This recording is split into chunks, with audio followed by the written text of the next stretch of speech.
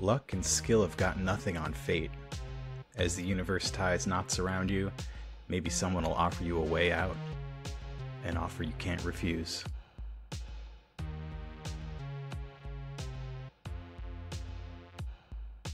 Alright. Today we're joined by Dave Armstrong. Hello. Dave, can you tell us a little bit about yourself? I'm an illustrator specializing in children's books in Columbus, Ohio.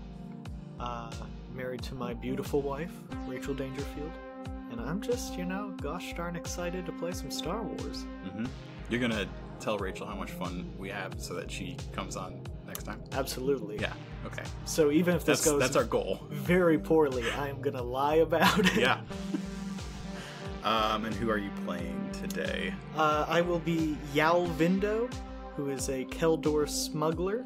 And I like to do a little bit of gambling. A little bit of gambling? A little bit of gambling. Yal Vindo is going to be real fun to say. Thank you. I think Star Wars names, it's very important to have something that works as a full name. Mm-hmm. No one wants to be called Yal. No one wants to call somebody Han. It's Han Solo. Oh, so we're going to go Yal Vindo the whole time. Every single time. Great. What does Yal Vindo look like? So I imagined like a peachish color. Oh, great. Just in time. Yeah, just in time. The podcast's up.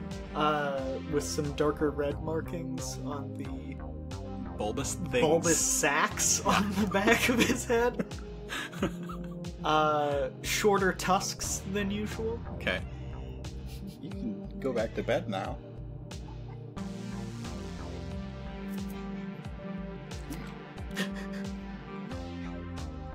Most of the editing consists of this cat. That's gotta be the noisiest cat I've ever. Yeah. You gonna sit? Oh no. Sit. Thanks. Okay. Yal Vindo. So, peachy, darker sacs. Darker sacs. A singular face piece. I know some have separate. Okay. It's got like a whole... Yes. Yeah, that's which, cool. Occasionally malfunctions. It's an older piece. Mm-hmm. It's had some modifications done to it. And, I keep telling myself the next time I make some money, I'll get some repairs done to it. Mm-hmm. But that money never seems to come around. Nope, never does. Especially lately. Getting to Coruscant, you had to take public transportation. Dear God. Dark times for Yal Vindo. Cool, my notes are. Okay. All right. So you arrive at Coruscant. It is late evening, and your transport has arrived at the lower processing station. The journey to the planet was uneventful, but hopefully this is the place where you'll get that next big job. Okay. There are tons of aliens in all different species unloading from the ship. And then it looks like a lot of them are going into lines to be processed to become citizens of Coruscant. Getting off the transport, you see clones everywhere in their clone armor. And you head to baggage claim. As you get to baggage claim, I would like the first roll of the game to be a perception check from you, please. Okay. That is... which one? That's the one that says perception. Okay. So that's 1? Yep, 1 rank, and it works with cunning in the parentheses there. What's your cunning? 3. So you're starting out with 3 greens. Okay. And we're upgrading one of them to a yellow. Okay. And then I'm going to give you 2 purple dice. It's an average perception check. I'm going to also give you 1 black die because this is a very crowded place. Man, my tiny hands cannot hold all of these die. That is a success. Yay. So, getting off the transport, you head towards baggage claim. And you see at the entrance to the room, I guess the exit of the room, 2 people holding up a sign. One of them is a tall Gamorrean wearing a nice suit. Okay. The other one is shorter, a Snivian, and his suit looks baggy.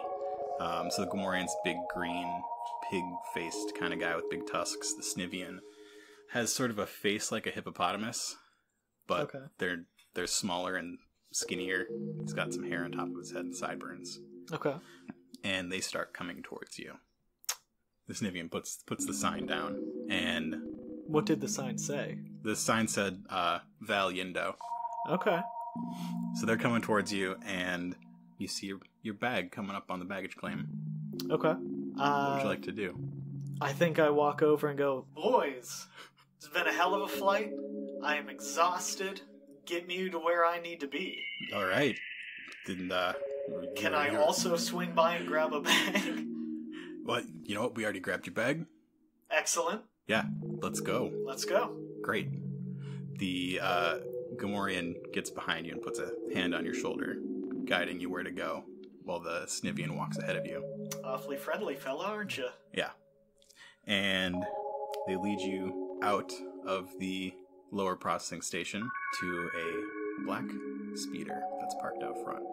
Okay. The Gamorrean gets in the back seat with you, and let's do another same check. Okay. Same dice. Okay. You see a bulge in his pocket, about the size of a blaster. Okay. And he puts his hand on it. The Snivian gets in the front seat and starts driving. Didn't expect you to come so easily. I didn't expect you to bring the small speeder. There was no laughter as a response. I try and reason with him. I say, hey, we're just friends here. I mean, you were looking for me. Yeah. I'm just looking for a ride. Yeah. No need to get our space panties in a bunch. Well, really didn't think it would be this easy. Okay, well, we got a bit of a job for you. A job? Yeah. Well, I suppose I'm looking for work. Yeah. Well, you better be looking for work. My boss is going to tell you all about it when we get to the place. Your boss? Yeah. Look, I'm not much one for cold call interviews. Who is this guy we're going to see? Oh, you don't need to know his name. Never need to know who his name. Okay. So the speeder takes off down a large avenue. Looking out the windows, you see tons of speeders driving by, and the buildings go up sky high. Have you ever been on Coruscant before? I haven't. The lights are almost overwhelming. Yeah, it's pretty crazy here. And they take a right turn and head down an even larger street. You can't even see the ground below you.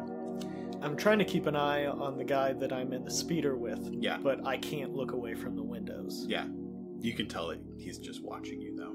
And eventually the speeder slows down, and you see neon lights on the side of a building that say Panas. It looks like a restaurant. Okay. And they go around the back. The speeder parks in an alley, and Gamorrean says, "All right, this is our stop. Get out. You guys food inspectors? Again, no laughter. We got a funny guy here. This guy's telling jokes. Don't try anything funny." He gets out of the car and walks around to the other side. I make an audible gulp. He opens the door for you. Thank you. I hesitantly step out of the speeder, look at both of the gentlemen who gesture for me to go inside, and I slowly open the back door. Yeah. Yeah, the Gamorrean's got his hand pretty close to where you're guessing that gun was, and the Snivian's got his drawn already. Okay. In through the back door of this restaurant, there are a few more people sort of milling around, and they gesture for you to go into one of the side rooms. As you enter, it's very cold. I give a light salute and say, "Evening, boys." No response. They're leading you into a freezer. And in the freezer, there is a Klatooinian. He's very tall, broad shoulders, muscles under his nicely fitting suit. And in his hands is the largest vibro axe you've ever seen. Guys, I'm not sure what business you're in. I think maybe there's been a mistake. No mistake. You're Val? Yep. That would be me. I'm Val. Yal Vindo, at your service. We need your expertise, and we're not going to take no for an answer. Then I suppose there's only one answer I can give, which would be, what do you need my help with? He pulls a little data pad out of a pocket and says, There's a very valuable egg that we're going to need you to steal for us. Surely, eggs are being laid every day. I'm not sure why you would need an expert's help with that. This particular egg is in the care of somebody who is not budging at all. We will not sell this egg. And we need it. And why do you think that I could help ease this sale for you? We've heard about you, Val. And my abilities. Your abilities as a thief. I look around at the faces of the 3 gentlemen who are in the freezer with me. mm-hmm. And I say, look, word gets around about people. Things get blown out of proportion. I don't know exactly what you've heard about me, but I assure you, it's a big city outside. Surely there's any number of people who could help you procure whatever kind of food you're looking for. This isn't food.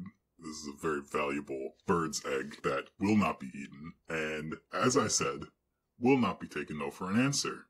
And he hands you that data pad that he pulled out of his pocket. On the screen, you see it looks like a security camera feed, and it's a dark room, and there are 4 people in the dark room. And he says, We will not be taken no for an answer, because we've got your family. If you ever want to see them again, you're gonna get us this egg. Looking at the data pad, the 4 people on it, they are all Alina's. They are about 2.5 feet tall. They are blue, lizardy, big-eyed people. You sure got Yal Vindo's family there, don't you? We do. Sure got Yal Vindo over a barrel. Well, look, fellas, I don't know if you forgot your prescription lenses, but clearly there's been some kind of mistake. I mean, there's not much family resemblance here. Now that I look at this, I start to suppose maybe there's been some miscommunication, which happens time to time. You see, my species, we have some very soft V's and Y's that sometimes can be hard to enunciate, maybe misconstrued by your ears. I think you might think that I'm someone different than who I am. The Gamoran... But you saw the sign.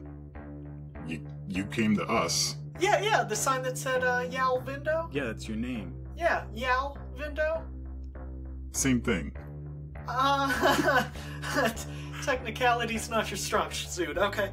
Alright, I think you guys have the wrong guy. Look, I don't think this job is right for me. I think it's best if we all just say our goodbyes. You let me out, I'll find my way back to the transport, and we can all just forget this silly thing ever happened. You turn around, and the 2 people that escorted you here are blocking the door. Ooh, big fellas, huh? Like we said, you can't say no to this. I I don't care, Val, Yal, Mal, whatever. These people aren't getting out unless you help them. Fauna doesn't care about them. All we need is that egg. I look back at the data screen. I look at the faces of the figures on the screen, and I think to myself, well, what kind of dirtbag would I be to let a family die? So I let out a long sigh, my shoulders drop, and I look at the 3 men and say, what time are we leaving? This is just you. I've got a bad feeling about this. We got your luggage. The Snivian picks up this really heavy-looking case and drops it in front of you. I assume you have everything you need in there, and you can have this data pad. It's got all the info about where this needs to happen. There's a theater right across the street. big concert tonight. Guy who owns the egg, he's gonna be there. We set up a meeting. He thinks you're working for a separatist militia, trying to procure some weapons. So, I guess we did our part. It's your turn. I suppose I open up the case. Inside the case, you see there's like a little fabric roll. You unroll it, it's all lockpicks. You see a smaller case, sort of like a little metal thing. You open it up and it's everything you need to come up with a disguise. There's a little box, a little switch on it, and it looks like maybe a grappling hook kind of thing, and a very, very small blaster. I react by saying, "Guys, once you know it, I forgot my toothbrush."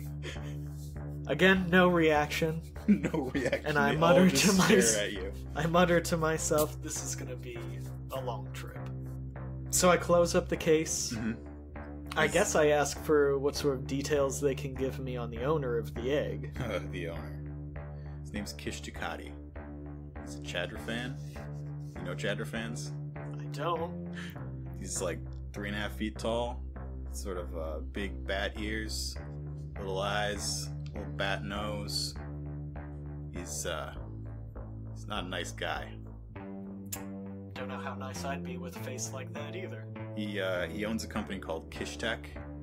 They make small arms, and he's gonna have some sort of guard detail. We know he doesn't go anywhere without his Wookiee. I think if we're gonna be dealing with Wookiees, I'm gonna need a bigger blaster. You're not gonna be able to bring a blaster in to the theater. Okay. I mean, that one's really small. Maybe you can like put that in your pocket and get away with it, but Sure. So it's just gonna be discussion. whatever works for you. Okay.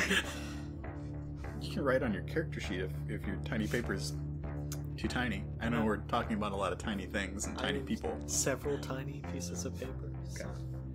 Kish has, he's a music lover. He goes to all the shows. He's got box seats at the Essen Theater that he pretty much owns. I don't know what else you need. I suppose that he would have a particular employee of the theater who would act as a concierge, coming up to the booth, bringing him drinks, food. He's got his own droids. Okay. We know he keeps that egg on him at all times, usually as some sort of jewelry. He changes it up every once in a while. So there's a 3-foot man wearing a decorative egg as a piece of jewelry. That's why I love this adventure. I've run this one 2 times before, slightly different each time. Alright, I suppose we run through. He shows up at the theater, is escorted by his Wookiee. Yep. And brings his own droids. Brings his own droids. Along with, I assume, a few other hired goons. Potentially. Okay. He would be greeted by the owner of the theater. Maybe. Escorted to his private booth. Possibly. So we have to find a way in that I can gain FaceTime with him in a way that is not highly suspect. Oh, we set up a meeting for you. Hope that's okay. Of course it is. Buying weapons. That's what he does. Most of these concerts, he's meeting with somebody to buy stuff. He likes it because it's loud. There's lots of people around. Nobody can hear him. Makes lots of deals. Lots of shady deals. And if I'm calling something shady, it's shady. It is dark as midnight. I'm genuinely not sure what I would need to do to prep for a meeting about selling weapons. Do you want something to eat? You make good food here. So I say, look, fellas, I'm going to have to discuss the finer points of this with you. And as I'm talking to them, I'm rummaging through the case. Yeah. And I try to palm the small blaster. Yeah. And sneak it into one of my pockets. Yeah. Is that something I'm able to do? Yeah. Okay. Without them seeing? Yes. You're gonna have to try to do that, though. Okay, what do I roll for That would be a stealth check. Okay. So Boy, stealth, do I not remember this guy's stats. I have 1 stealth. Okay. And your agility? I believe it's 3. So it's 1 yellow and 2 greens Okay. against 1 red.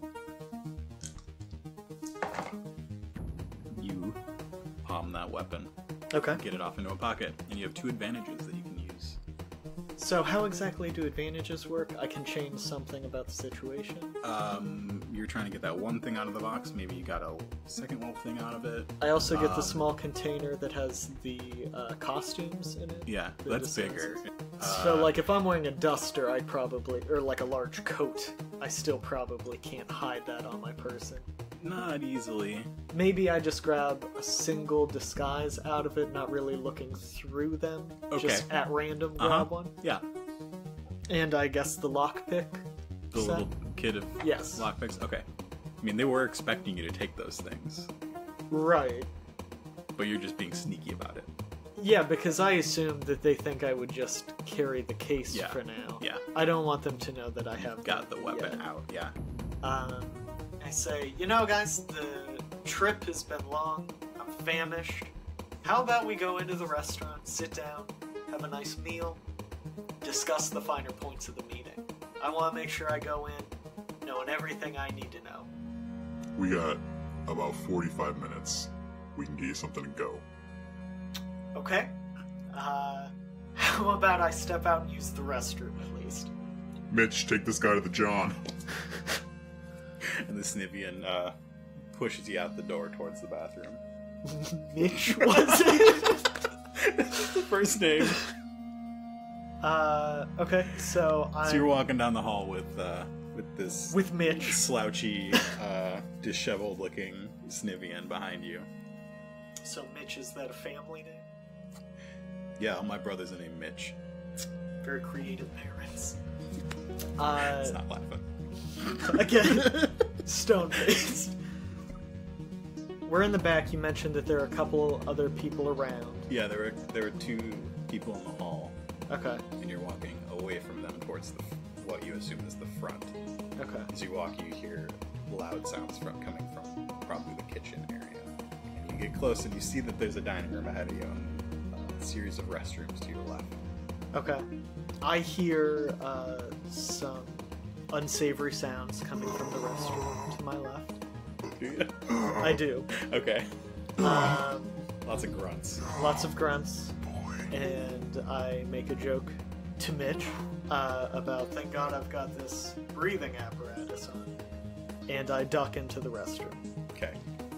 which is a multiple stall situation. Yep. Mitch stays out.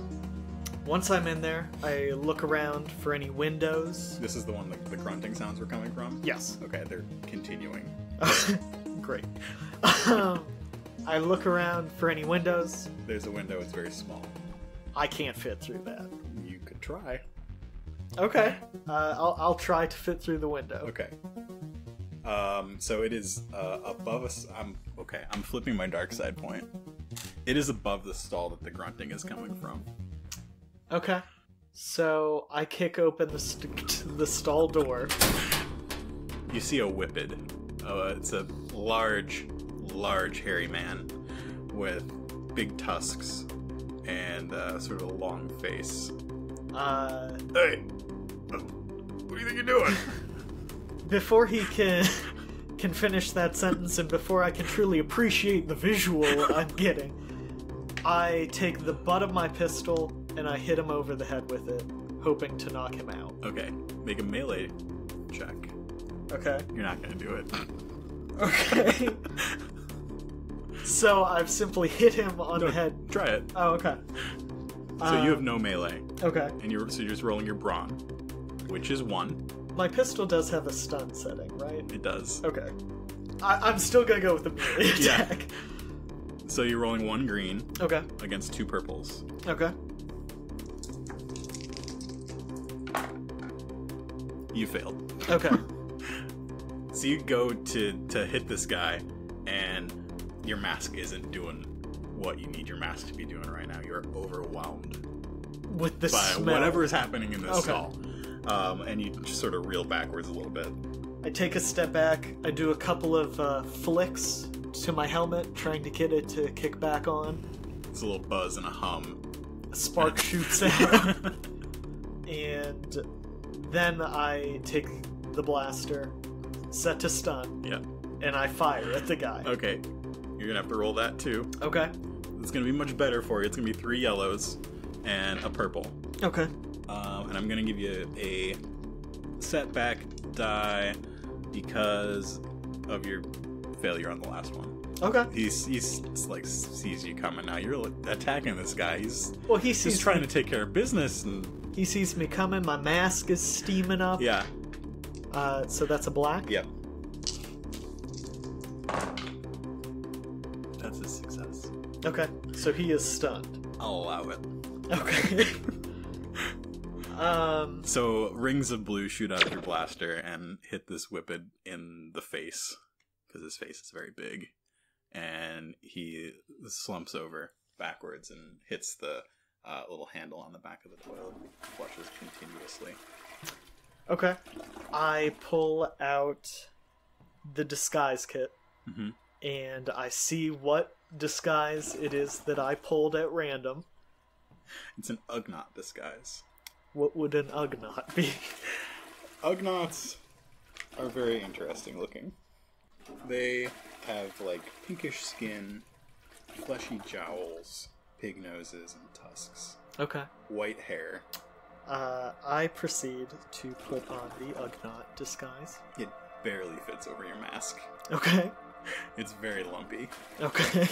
I look at myself in the mirror. Ooh, boy. This is not what I thought I'd be doing tonight. I close the stall door, leaving the stunned gentleman on the toilet. Still flushing. Still flushing. You hear a knock on the door. Everything okay in there? I quickly open the door, slipping out into the hallway and closing the door behind me, trying to show as little of what's going on in the restroom as possible. And disguising my voice as well as I can, say something along the lines of, I would not go in there. I just love that you're wearing a mask, you're wearing all the same clothes, and you're trying to convince this guy that you're not you. So just to be clear, a disguise kit, just a face. You only grabbed a little bit of the disguise kit. Probably should have switched some clothes. We're in it now, we're gonna roll with it. Yeah, let's do it. It's a deception check. I try against this dummy. Deception's 2. Yeah. Which cunning is 3. It's gonna be against 1 purple. Okay. And that's so 2 and 3, so 1 green, 2 yellows. Okay. Why'd I have to send you with a dummy? Couldn't have sent you with the boss. Yeah, that's a... Oh, re-roll that yellow one. This one? Yeah. A success with 2 advantages. Okay. Like, cool, what is it? What is it? What's going on in there? It would curl your toes. Ugh. The guy that came in after me, Yeah. I say again in my disguised voice, expertly disguised, if I may say so myself. The guy who came in behind me, I don't know what he ate, but that out-of-towner is having a rough time in there. Ugh. I'd give him a couple minutes. Alright. You have 2 advantages to use. I pat the Snivarian as I pass him and pull something out of his pocket. Uh-huh. A key card. Sure. And also, as I walk past him in the hallway, there is a hanger of coats. I grab one of the coats. Okay, what does it look like? So I guess we didn't establish what I was wearing before. No, you said a sort of a duster. Yes. So this would be, I suppose, like a classy suit coat. Something much cleaner. Yeah.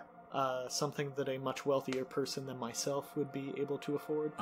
And it has a scarf tucked into it. Oh, okay. So I grab that, and I now have a key card that I don't know what it goes to. Yep. And I briskly walk out into the dining room, and I hope to walk out of the building without being noticed. So you walk through the dining room, lots of people, tons of species, all eating seafood, and there is a entire wall that is a fish tank. And it's very busy, and there's wait staff bustling here and there. And there's only, on your way out, you only see one person who probably works for the establishment, like in a goon capacity, and they're guarding the front door. Okay. And I think you get by them easily because they don't expect that you're you, Mm-hmm. and that you are not with the people in the back. Okay. So I quickly just say something to him like, I'm just gonna run out and grab some death sticks or something, and walk out the front door. Uh-huh. You walk out into the busy main avenue of this part of town. Okay. God, the guy couldn't have had a map in his pocket. What are you looking for? I'm trying to think. So I came here originally to do a job. Yeah. To make some money. Yeah. To find a job to make some money. To find a job to make some money. Yeah. Across the street is the music hall. It's directly across the street. Okay. And I have about 45 minutes. Yeah. It's a big street. There's a walkway that goes across it. It's pretty narrow, and it drops off on either side. Just normal city stuff. Not something you're used to, though. Okay. I would say that I now have information. I have their boss's name. My idea is... You have what's the boss's name? Kish Tanaki? Kish Ducati? Sure. He's the one you were going to steal from. That's right. Yeah, I don't know their boss. Never mind. It doesn't matter. So you look up the street to the right, and you see like a busy market before it sort of turns all into apartments and stuff. And you look down the street to the left, and there's another big street that crosses this one. Okay. And then it turns into sort of older buildings, which look like apartments and maybe an older part of the city. Straight across from me, there's obviously the theater, and it looks like shops and stuff. Okay. And then looking up and behind you, you see this big restaurant that you just exited. There's the big neon lights that say Panas. Okay. So I am genuinely hungry after traveling this far, so I figure I'm out of there. I might as well blend in with some people, get a bite to eat. Got a few credits, so I make my way to the market. Yeah. I've ditched my coat. Yeah. Making sure that I take out the lockpick. And the little gun. And the little gun. I put it into the new coat, put that on, put the scarf on. Yep. And I hope to just blend in, get a bite to eat. Yeah. You blend in all ways except that you are not a fish person as you walk down Market Street. It looks like this area is populated mostly by Mon Calamari and Quarren, but there are a couple other alien species walking here and there. Okay. It looks like there's this big sort of grocery market, small business, big building to your right as you exit the area around Panas. And to your left, there are a couple smaller cantinas and diners and stuff. Okay. I duck into one of the smaller cantinas. Yeah. It's called Merlin's. Merlin's? Yeah. Okay. And I sit down at the bar, and I ask for a menu.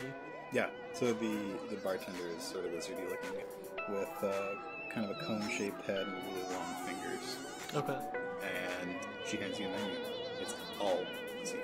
Looking around now, you see that there are anchors on the walls and some nets on the ceiling, and it's another place with a whole wall that is a fish tank.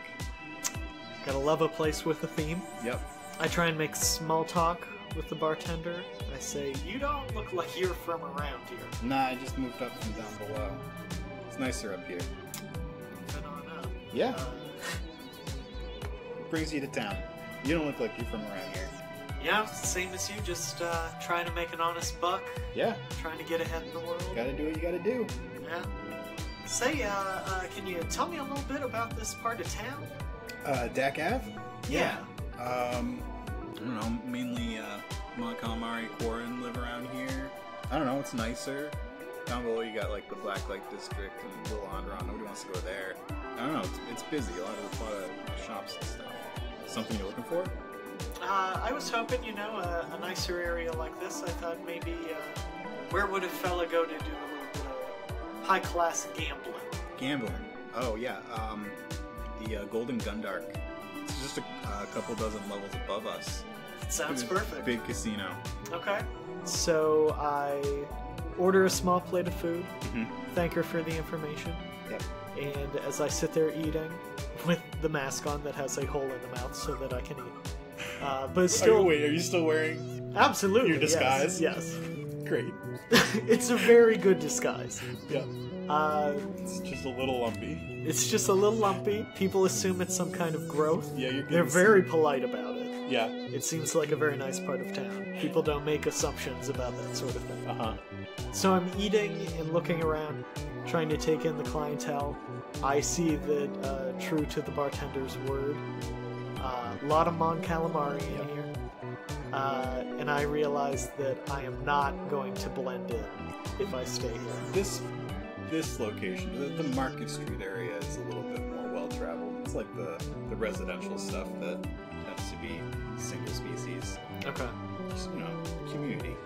Here, you see a group of Guermians in the corner having a conversation. There's a blue guy, a species you've never seen before, with a really long snout and big ears, working on a data pad in the corner.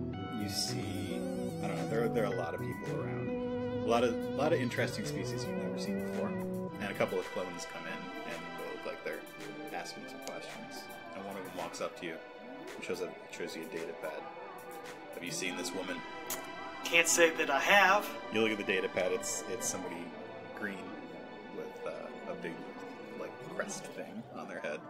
Not familiar. Doesn't ring a bell. Give us a call if you do. And he moves on. I finish up my meal.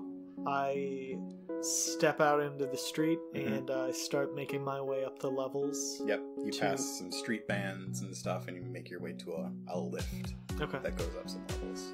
I get on the lift. Yep, and go up.